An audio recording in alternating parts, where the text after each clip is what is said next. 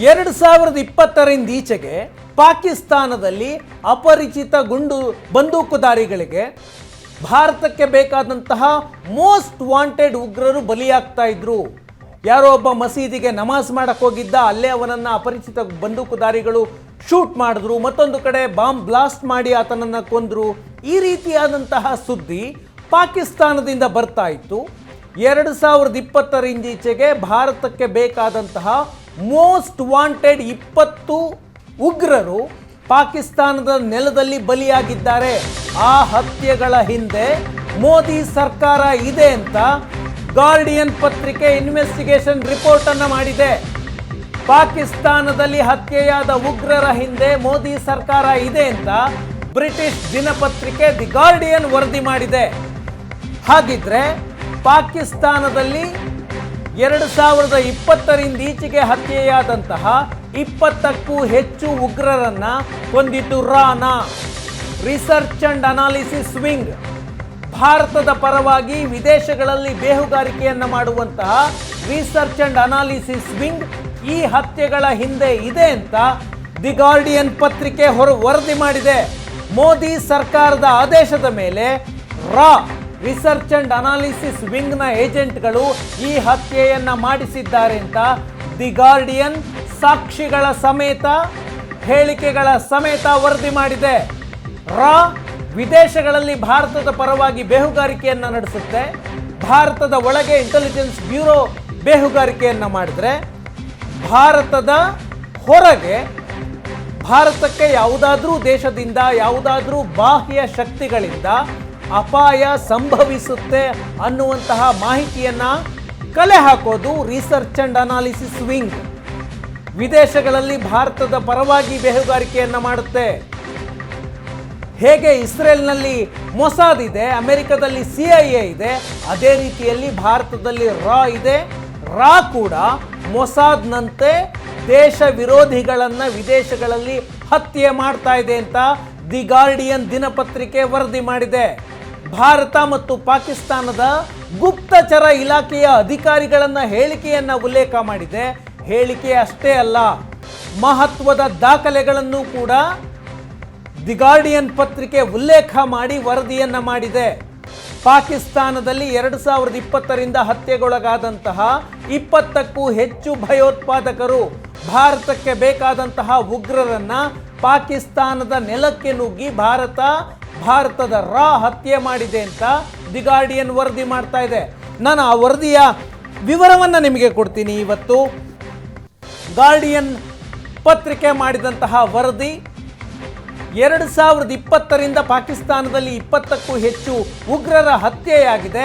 ಆ ಹತ್ಯೆಯ ಹಿಂದೆ ಭಾರತದ ಏಜೆನ್ಸಿ ನೇರ ಕೈವಾಡ ಇದೆ ಅಂತ ದಿ ಗಾರ್ಡಿಯನ್ ಪತ್ರಿಕೆ ವರದಿ ಮಾಡ್ತಾ ಇದೆ.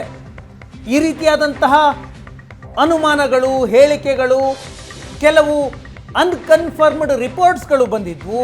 ಈಗ ದಿ ಗಾರ್ಡಿಯನ್ 1 ವರ್ಷಕ್ಕೂ ಹೆಚ್ಚು ಕಾಲ ತನಿಖೆಯನ್ನ ಮಾಡಿ ಈ ವರದಿಯನ್ನ ಮಾಡಿದೆ. ಅದೊಂದು ಸ್ಟಿಲ್ ಇತ್ತು ದಿ ಗಾರ್ಡಿಯನ್ ವೆಬ್ಸೈಟ್ ನಿನ್ನೆ ಪ್ರಕಟ ಮಾಡಿದಂತಹ ವರದಿಯದ್ದು. ಪಾಕಿಸ್ತಾನದಲ್ಲಿ ಹತ್ಯೆಗಳು ಇದೇ ವರದಿಯದು. ಇಂಡಿಯನ್ ಗೌರ್ಮೆಂಟ್ ಆರ್ಡರ್ಡ್ ಕಿಲ್ಲಿಂಗ್ಸ್ ಇನ್ ಪಾಕಿಸ್ತಾನ್, ಇಂಟೆಲಿಜೆನ್ಸ್ ಅಫಿಷಿಯಲ್ಸ್ ಕ್ಲೈಮ್ ಅನ್ನುವ ತಲೆಬರಹದ ಅಡಿಯಲ್ಲಿ ಈ ವರದಿಯನ್ನ ಮಾಡಿದೆ ದಿ ಗಾರ್ಡಿಯನ್ ಪತ್ರಿಕೆ. ಪಾಕಿಸ್ತಾನ ಮತ್ತು ಭಾರತದ ಇಂಟೆಲಿಜೆನ್ಸ್ ಅಧಿಕಾರಿಗಳನ್ನ ಮಾತನಾಡಿಸಿದ್ದಾರೆ, ದಾಖಲೆಗಳನ್ನ ಸಂಗ್ರಹ ಮಾಡಿದೆ. ಅದಾದ ನಂತರ ಈ ವರದಿಯನ್ನ ಮಾಡಿದೆ. ಅಪರಿಚಿತ ಬಂದೂಕುದಾರಿಗಳಿಂದ ಪಾಕಿಸ್ತಾನದಲ್ಲಿ 20ಕ್ಕೂ ಹೆಚ್ಚು ಉಗ್ರರು ಹತ್ಯೆಯಾಗಿದ್ದಾರೆ. ಆ ಹತ್ಯೆಯ ಹಿಂದೆ ಇದೆ. ರಿಸರ್ಚ್ ಅಂಡ್ ಅನಾಲಿಸಿಸ್ ವಿಂಗ್ ಪ್ರಧಾನಿ ಕಚೇರಿಯ ಆಡಳಿತದ ನೇರ ವ್ಯಾಪ್ತಿಗೆ ಬರುತ್ತೆ. ಇಂಟೆಲಿಜೆನ್ಸ್ ಬ್ಯೂರೋ ಮತ್ತು ಮೋದಿ ಕಚೇರಿಯ ನೇರವಾಗಿ ಅದರ ಅಡಿಯಲ್ಲಿ ಬರುತ್ತೆ. ಆ ಮೋದಿ ಸರ್ಕಾರದ ಆದೇಶದ ಮೇಲೆಗೆ ಈ ಹತ್ಯೆಗಳನ್ನು ಮಾಡಿದೆ ಅಂತ ಗಾರ್ಡಿಯನ್ ರಿಪೋರ್ಟ್ ಮಾಡ್ತಿದೆ. ಭಾರತದ ಮೇಲೆ ಉಗ್ರರ ದಾಳಿಯನ್ನು ತಪ್ಪಿಸಬೇಕು ಅಂದರೆ, ಪಾಕ್ ಪ್ರೇರಿತ ಭಯೋತ್ಪಾದನೆಯನ್ನು ನಿಲ್ಲಿಸಬೇಕು ಅಂದರೆ ಪಾಕಿಸ್ತಾನದ ನೆಲದಲ್ಲೇ ಉಗ್ರರನ್ನ ಹತ್ಯೆ ಮಾಡಬೇಕು ಅನ್ನುವಂತಹ ನಿರ್ಧಾರಕ್ಕೆ ಭಾರತ ಬಂದಿದೆ. ಆ ಕಾರಣದಿಂದ ಆ ನಿರ್ಧಾರವನ್ನು ಮೂಲಕ ಎಕ್ಸಿಕ್ಯೂಟ್ ಮಾಡಲಾಗ್ತಾ ಇದೆ. ಇದಕ್ಕೋಸ್ಕರ ಮೋದಿ ಸರ್ಕಾರ ಒಂದು ಹೊಸ ಪಾಲಿಸಿಯನ್ನೇ ಮಾಡಿತ್ತು ಅಂತ ಗಾರ್ಡಿಯನ್ ವರದಿ ಮಾಡ್ತಾ ಇದೆ. ವಿದೇಶಗಳಲ್ಲಿ ಭಾರತ ವಿರೋಧಿಗಳನ್ನ ಹತ್ಯೆ ಮಾಡೋದು ಈ ದೇಶದ ಪಾಲಿಸಿ ಅಲ್ಲ ಅಂತ ಮೋದಿ ಸರ್ಕಾರ ಈಗಲೂ ಹೇಳ್ತಾ ಇದೆ. ಹಿಂದಿನ ಹಲವು ಸರ್ಕಾರಗಳು ಕೂಡ ಇದೇ ಪಾಲಿಸಿಯನ್ನ ಮಾಡ್ಕೊಂಡು ಬಂದ್ವು. ಈಗ ಅನ್ಅಫಿಷಿಯಲಿ ಈ ರೀತಿಯಾದಂತಹ ಒಂದು ಪಾಲಿಸಿಯನ್ನ ಮಾಡಿಕೊಂಡಿತ್ತು. ಆ ಪಾಲಿಸಿಯನ್ನ ಜಾರಿಗೆ ತರೋದಕ್ಕೆ UAE ಯುನೈಟೆಡ್ ಅರಬ್ ಎಮಿರೇಟ್ಸ್ ಅನ್ನ ಕೇಂದ್ರವಾಗಿ ಅಧಿಕಾರಿಗಳು ಮಾಡ್ತಾ ಇದ್ರು. ಅಲ್ಲಿಂದ ಇಡೀ ಆಪರೇಷನ್ ಅನ್ನ ನಿರ್ವಹಣೆ ಮಾಡ್ತಾ ಇದ್ರು ಅಂತ ಪತ್ರಿಕೆ ವರದಿ ಮಾಡ್ತಾ ಇದೆ. ಪಾಕಿಸ್ತಾನದಲ್ಲಿ ಭಾರತಕ್ಕೆ ಬೇಕಾದಂತಹ, ಭಾರತಕ್ಕೆ ಥ್ರೆಟ್ ಆಗಬಹುದಾದಂತಹ, ಭಾರತಕ್ಕೆ ಅಪಾಯಕಾರಿಯಾಗಬಹುದಾದಂತಹ ಉಗ್ರರನ್ನ ಹತ್ಯೆ ಮಾಡೋದಕ್ಕೆ ಪಾಕಿಸ್ತಾನದ ಬೇರೆ ಬೇರೆ ನಗರಗಳಲ್ಲಿ ಸ್ಲೀಪರ್ ಸೆಲ್ಗಳನ್ನು ಮಾಡಿಕೊಂಡಿತ್ತು ಅಂತ ಈ ವರದಿ ಹೇಳುತ್ತೆ. ಉಗ್ರರನ್ನ ಹತ್ಯೆ ಮಾಡಿಸೋದಕ್ಕೆ ಆಫ್ಘಾನಿಸ್ತಾನ ಮತ್ತು ಪಾಕಿಸ್ತಾನದ ಕ್ರಿಮಿನಲ್ಗಳನ್ನು ಬಳಸಿ ಅಲ್ಲಿನ ಉಗ್ರರನ್ನ ಹತ್ಯೆ ಮಾಡ್ತು ಅಂತ. ಯಾವುದೋ ಕೇಸ್ನಲ್ಲಿ ಜೈಲಿಗೆ ಹೋಗಿರ್ತಾರೆ, ಶಿಕ್ಷೆ ಅನುಭವಿಸಿರ್ತಾರೆ. ಈ ರೀತಿಯಾದಂತಹ ಕ್ರಿಮಿನಲ್ಗಳಿಗೆ ಹಣವನ್ನ ಕೊಟ್ಟು ಭಾರತಕ್ಕೆ ಬೇಕಾದಂತಹ ಉಗ್ರರನ್ನ ಹತ್ಯೆ ಮಾಡಿಸಲಾಗಿದೆ ಅನ್ನುವಂತಹ ಮಾಹಿತಿ ಇದು. ಉಗ್ರರ ಹತ್ಯೆಗೆ ಈ ಕ್ರಿಮಿನಲ್ಗಳನ್ನ, ಪಾಕಿಸ್ತಾನದ ಕ್ರಿಮಿನಲ್ಗಳನ್ನ ಬಳಸಲಾಗ್ತಿತ್ತಲ್ಲ, ಅವರಿಗೆ ಲಕ್ಷಾಂತರ ಹಣವನ್ನ ಕೊಡಲಾಗಿದೆ ಅಂತ ರಿಪೋರ್ಟ್ ಮಾಡುತ್ತೆ. ಮಿಲಿಯನ್ಸ್ ಆಫ್ ರುಪೀಸ್ ಅಂತ ರಿಪೋರ್ಟ್ ಮಾಡುತ್ತೆ. ಒಂದು ಕೇಸ್ನಲ್ಲಿ 15 ಲಕ್ಷ ಪಾಕಿಸ್ತಾನಿ ರೂಪಿಯನ್ನ ಒಬ್ಬ ಕ್ರಿಮಿನಲ್ಗೆ ಒಂದು ಹತ್ಯೆಗೆ ಭಾರತ ಕೊಟ್ಟಿದೆ ಅಂತ ಗಾರ್ಡಿಯನ್ ರಿಪೋರ್ಟ್ ಮಾಡ್ತಾ ಇದೆ. 15 ಲಕ್ಷ ಪಾಕಿಸ್ತಾನದಲ್ಲಿ, ಭಿಕ್ಷಾಂದೇಹಿ ಪರಿಸ್ಥಿತಿಯಲ್ಲಿರುವಂತಹ ಪಾಕಿಸ್ತಾನದಲ್ಲಿ ಒಬ್ಬ ಕ್ರಿಮಿನಲ್ಗೆ 15 ಲಕ್ಷ ಅಂದರೆ ದೊಡ್ಡ ಹಣ. ಭಾರತದಲ್ಲೂ ದೊಡ್ಡ ಹಣ. ಪಾಕಿಸ್ತಾನದಲ್ಲಿ 15 ಲಕ್ಷಾಂತರ ರೂಪಾಯಿ ಹಣವನ್ನು ಕೊಟ್ಟು ಉಗ್ರರನ್ನ ಹತ್ಯೆ ಮಾಡಿಸಿದೆ. ಬಹುತೇಕ ಯಾರೆಲ್ಲ ಹತ್ಯೆಗೆ ಬಳಸಿಕೊಳ್ತೋ ಭಾರತ, ಅವರಿಗೆಲ್ಲರಿಗೂ ದುಬೈ ಮೂಲಕ ಹಣ ಪಾವತಿಯಾಗಿದೆ. ಇದಕ್ಕೆ ಸಂಬಂಧಪಟ್ಟಂತಹ ದಾಖಲೆಗಳು ಪಾಕಿಸ್ತಾನದ ಇಂಟೆಲಿಜೆನ್ಸ್ ಆಫೀಸರ್ಸ್ಗೆ ಸಿಕ್ಕಿದೆ ಅಂತ ಗಾರ್ಡಿಯನ್ ವರದಿ ಮಾಡ್ತಾ ಇದೆ. ಭಾರತದ ಏಜೆಂಟ್ಗಳು ಹ್ಯಾಂಡ್ಲರ್ಗಳ ಜೊತೆಗೆ, ಯಾರ ಮೂಲಕ ಉಗ್ರರನ್ನ ಹತ್ಯೆ ಮಾಡಿಸುತ್ತೋ ಅಂತಹ ಹ್ಯಾಂಡ್ಲರ್ಗಳ ಜೊತೆಗೆ ನೇಪಾಳದಲ್ಲಿ, ಮಾಲ್ಡೀವ್ಸ್ನಲ್ಲಿ, ಮಾರಿಷಸ್ನಲ್ಲಿ ಸಭೆಯನ್ನ ಮಾಡಿದ್ದಾರೆ. ಯಾವ ಸಂದರ್ಭದಲ್ಲಿ ಯಾರು ಹತ್ಯೆಯಾಗಬೇಕು ಅನ್ನುವ ಲಿಸ್ಟ್ಗಳನ್ನು ಹ್ಯಾಂಡ್ಲರ್ಗಳಿಗೆ ಕೊಟ್ಟಿದ್ದಾರೆ. ಆ ಮೀಟಿಂಗ್ಗಳು ನಡೆದದ್ದಕ್ಕೂ ಕೂಡ ಗಾರ್ಡಿಯನ್ ಪತ್ರಿಕೆ ಸಾಕ್ಷಿಯನ್ನ ಕೊಡ್ತಾ ಇದೆ. ಹತ್ಯೆ ನಿರ್ವಹಣೆ ಮಾಡ್ತಿದ್ದಂತಹ ಹ್ಯಾಂಡ್ಲರ್ಗಳ ಜೊತೆ ಆಫೀಸರ್ಸ್ ಸಭೆಯನ್ನ ಮಾಡಿದ್ರು. ದಿ ಗಾರ್ಡಿಯನ್ ಪತ್ರಿಕೆ ಇನ್ವೆಸ್ಟಿಗೇಷನ್ ಮಾಡುವ ಸಂದರ್ಭದಲ್ಲಿ ಒಂದಷ್ಟು ಭಾರತದ ಬೇಹುಗಾರಿಕೆ ಅಧಿಕಾರಿಗಳನ್ನ ಮಾತನಾಡಿಸಿದೆ. ಭಾರತದ ಬೇಹುಗಾರಿಕಾ ಅಧಿಕಾರಿಗಳು ಗಾರ್ಡಿಯನ್ಗೆ ಏನು ಹೇಳಿದ್ರು ಆಗಿದ್ರೆ, ಪುಲ್ವಾಮಾ ದಾಳಿಯ ನಂತರ ಪಾಕಿಸ್ತಾನಿ ಉಗ್ರರ ಹತ್ಯೆಗೆ ನಾವು ನಿರ್ಧಾರವನ್ನ ಮಾಡಿದ್ವಿ. ಪುಲ್ವಾಮಾ ದಾಳಿಯಲ್ಲಿ CRPFನ 40ಕ್ಕೂ ಹೆಚ್ಚು ಯೋಧರು ಬಾಂಬ್ ಸ್ಫೋಟಕ್ಕೆ ಬಲಿಯಾಗಿದ್ರು. ಪಾಕಿಸ್ತಾನದ ಉಗ್ರ ಸಂಘಟನೆಗಳು ಈ ಬಾಂಬ್ ಸ್ಫೋಟದ ಹಿಂದೆ ನೇರವಾದಂತಹ ಪಾತ್ರವನ್ನು ವಹಿಸಿದ್ವು. ಆ ಘಟನೆಯ ನಂತರ ನಾವು ಪಾಕಿಸ್ತಾನದ ಉಗ್ರರನ್ನ ಎಲಿಮಿನೇಟ್ ಮಾಡುವ ನಿರ್ಧಾರಕ್ಕೆ ಬಂದ್ವಿ ಅಂತ ಗಾರ್ಡಿಯನ್ ಪತ್ರಿಕೆಗೆ ಇಂಡಿಯನ್ ಇಂಟೆಲಿಜೆನ್ಸ್ ಅಫಿಷಿಯಲ್ಸ್ ಹೇಳಿಕೆಯನ್ನು ಕೊಟ್ಟಿದ್ದಾರೆ. ಪಾಕಿಸ್ತಾನ ಇದೇ ರೀತಿಯ ಇನ್ನಷ್ಟು ದಾಳಿಗಳಿಗೆ ಸಿದ್ಧತೆಯನ್ನ ಮಾಡಿಕೊಂಡಿತ್ತು. ಭಾರತದ ಮೇಲೆ ದಾಳಿಗೆ ಸಂಚು ರೂಪಿಸಿರುವ ಉಗ್ರರ ಹತ್ಯೆಗೆ ನಾವು ನಿರ್ಧಾರ ಮಾಡಿದ್ವಿ. ಯಾವೆಲ್ಲ ಉಗ್ರರು ಭಾರತದ ಮೇಲೆ ದಾಳಿ ಮಾಡೋದಕ್ಕೆ ನಿರ್ಧಾರ ಮಾಡಿದ್ದಾರೆ ಅಂತ ಒಂದು ಲಿಸ್ಟ್ ಮಾಡಿಕೊಂಡು ಅವರನ್ನು ಪಾಕಿಸ್ತಾನದಲ್ಲೇ ಮುಗಿಸಿ ಬಿಡುವ ನಿರ್ಧಾರವನ್ನು ಮಾಡಿದ್ವಿ ಅಂತ ಇಂಟೆಲಿಜೆನ್ಸ್ ಆಫೀಸರ್ ಹೇಳಿದ್ದಾರೆ. ಇಸ್ರೇಲ್ನ ಮೊಸಾದ್ ಮತ್ತು ರಷ್ಯಾದ KGB ಈಗಿಲ್ಲ, ಇಸ್ರೇಲ್ನ ಮೊಸಾದ್ ಮತ್ತು ರಷ್ಯಾದ KGB ರೀತಿಯಲ್ಲಿ ವಿದೇಶಗಳಲ್ಲಿ ದೇಶ ವಿರೋಧಿಗಳನ್ನು ಎಕ್ಸಿಕ್ಯೂಟ್ ಮಾಡುವ ನಿರ್ಧಾರವನ್ನು ರಿಸರ್ಚ್ ಅಂಡ್ ಅನಾಲಿಸಿಸ್ ವಿಂಗ್ ಮಾಡಿತ್ತು. ಭಾರತಕ್ಕೆ ಬೇಕಾದಂತಹ ಯಾರೆಲ್ಲ ಮೋಸ್ಟ್ ವಾಂಟೆಡ್ ಇದ್ದಾರೆ, ಯಾರು ಮೋಸ್ಟ್ ಥ್ರೆಟ್ಫುಲ್ ಅನಿಸ್ತಾರೆ, ಅವರನ್ನು ಹತ್ಯೆ ಮಾಡುವಂತಹ ನಿರ್ಧಾರವಾಯಿತು. ಮೊದಲಿಗೆ ಭಾರತದ ಪಾಲಿಸಿ ಏನಿತ್ತು? ಭಾರತದ ಮೇಲೆ ಯಾವುದಾದ್ರೂ ಉಗ್ರ ಸಂಘಟನೆ ದಾಳಿ ಮಾಡುತ್ತೆ ಅನ್ನುವಂತಹ ಮಾಹಿತಿ ಭಾರತಕ್ಕೆ ಸಿಕ್ಕರೆ ಆ ದಾಳಿಯನ್ನು ವಿಫಲ ಮಾಡೋದಷ್ಟೇ ರಿಸರ್ಚ್ ಅಂಡ್ ಅನಾಲಿಸಿಸ್ನ ವಿಂಗ್ನ ಉದ್ದೇಶ ಆಗಿತ್ತು. ಈಗ ಪಾಲಿಸಿ ಬದಲಾಗಿದೆ. ಕಾಶ್ಮೀರದಲ್ಲಿ ಹೇಗೆ ಉಗ್ರರನ್ನ ಮಟ್ಟ ಹಾಕಿದ್ರೋ ಅದೇ ರೀತಿಯಲ್ಲಿ ಪಾಕಿಸ್ತಾನದಲ್ಲೂ ಉಗ್ರರನ್ನ ಮಟ್ಟ ಹಾಕುವ ನಿರ್ಧಾರವನ್ನು ಮಾಡಿತು. ಇದೆಲ್ಲವೂ ಆಗ್ತಾ ಇತ್ತು. 15, 16, 17, 18, 20 ಉಗ್ರರು ಪಾಕಿಸ್ತಾನದಲ್ಲಿ ಹತ್ಯೆಯಾದರು. ಇದಾದ ನಂತರ ಭಾರತ ಆಪರೇಷನ್ ನಿಲ್ಲಿಸಿತು. ಅಂತ ಭಾರತದ ಇಂಟೆಲಿಜೆನ್ಸ್ ಆಫೀಸರ್ ಹೇಳ್ತಾರೆ ಗಾರ್ಡಿಯನ್ಗೆ. ಕೆನಡಾ ಮತ್ತು ಅಮೆರಿಕದ ಆರೋಪದ ನಂತರ ಹತ್ಯೆಗಳನ್ನು ನಿಲ್ಲಿಸಲಾಗಿದೆ. ಕೆನಡಾದಲ್ಲಿ ಹರ್ದೀಪ್ ಸಿಂಗ್ ನಿಜ್ಜರ್ ಅನ್ನುವ ಖಲಿಸ್ತಾನಿ ಟೆರರಿಸ್ಟ್ ಅಲ್ಲಿ ಹತ್ಯೆಯಾದ.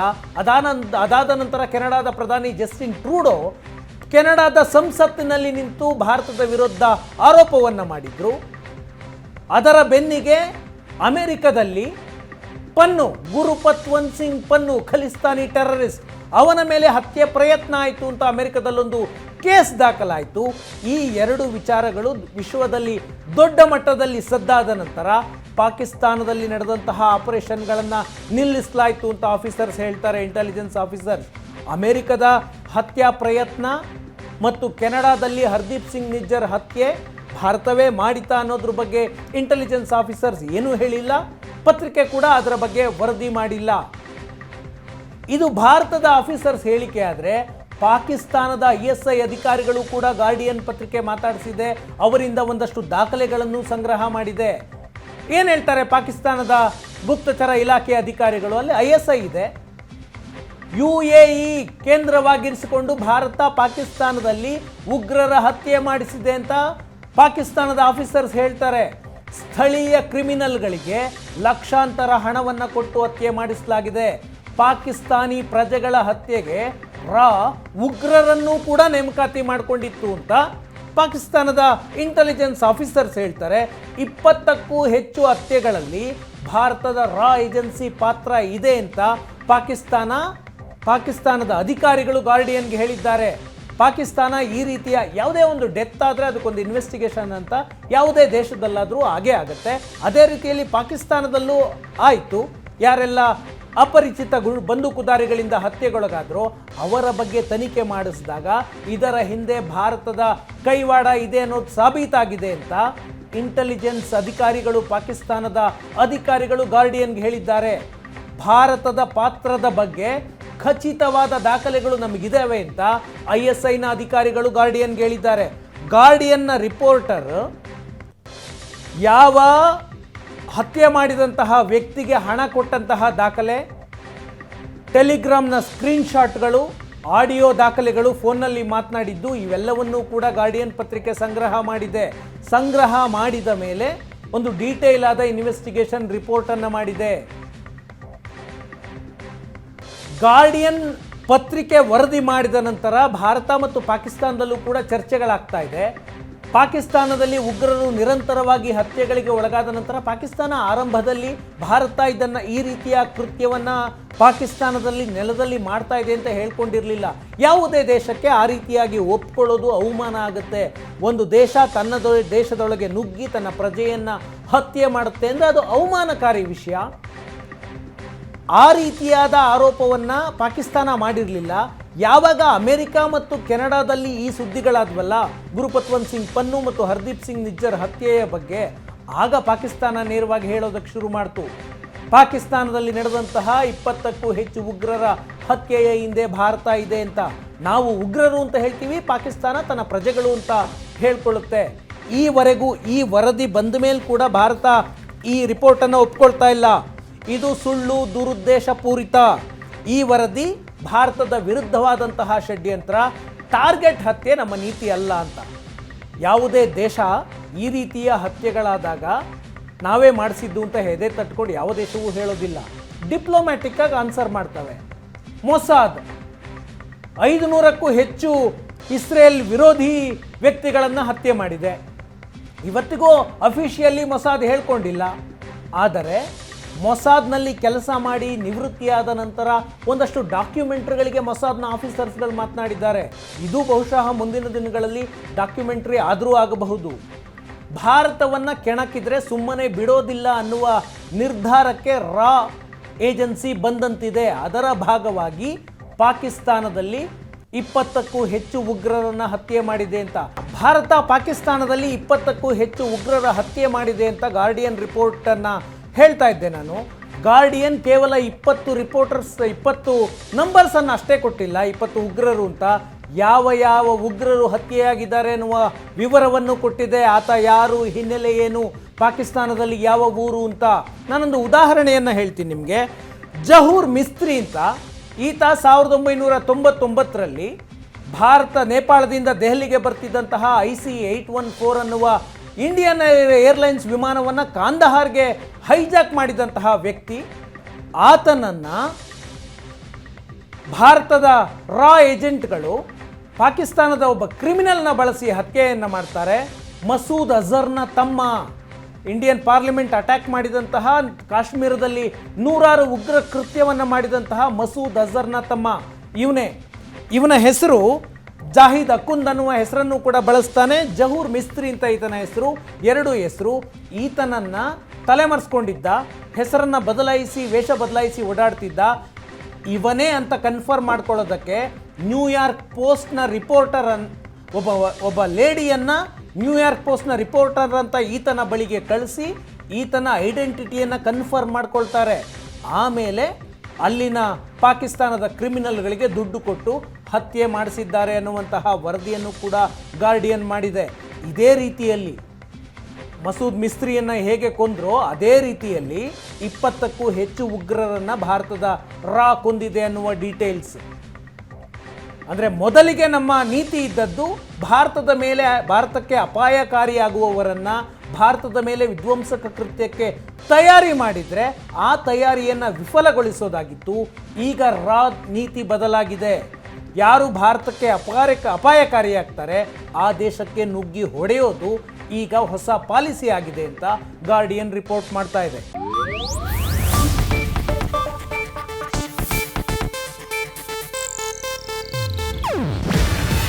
ಇದು ಏಷ್ಯಾನೆಟ್ ನ್ಯೂಸ್ ನೆಟ್ವರ್ಕ್ ಪ್ರಸ್ತುತಿ. ನೀವು ನೋಡ್ತಿದ್ದೀರಾ ಏಷ್ಯಾನೆಟ್ ಸುವರ್ಣ ನ್ಯೂಸ್.